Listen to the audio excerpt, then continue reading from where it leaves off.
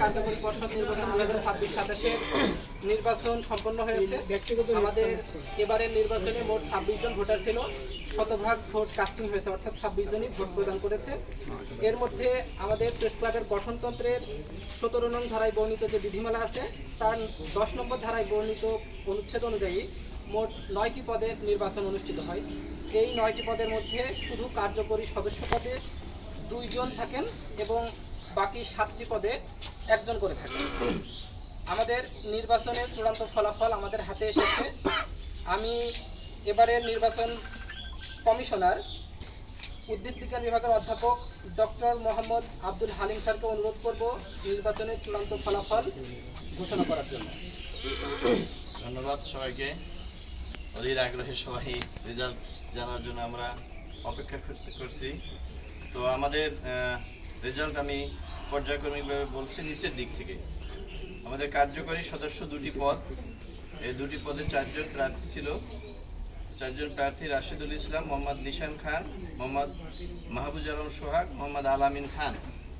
এদের ভিতরে বিজয়ী হয়েছে রাশেদুল ইসলাম ও মোহাম্মদ নিশান খান।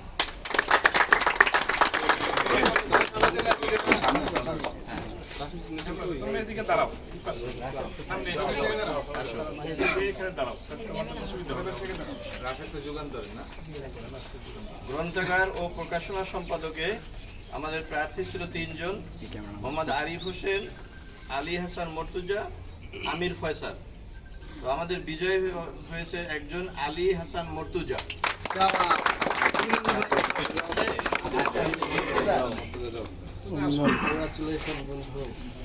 আচ্ছা, দপ্তর সম্পাদকে মোহাম্মদ মুজাহিদুল ইসলাম।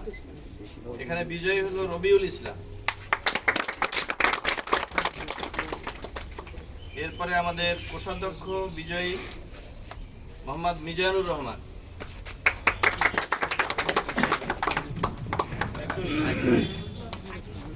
যুগ্ম সম্পাদক আহসান হাবিব। সাধারণ সম্পাদক ওসমান সর্দার। সহ সভাপতি শাহরিয়া আলম। সভাপতি পদে SM তাওহিদ। সবাইকে অভিনন্দন। আর আগামী 1 বছরের জন্য না এই প্রেস ক্লাবের ভবিষ্যৎ উন্নয়নের জন্য এবং জাহাঙ্গীরনগর বিশ্ববিদ্যালয়কে দেশ ও জাতির কাছে তুলে ধরার জন্য তাদেরকে আমরা অভিনন্দন জানাই।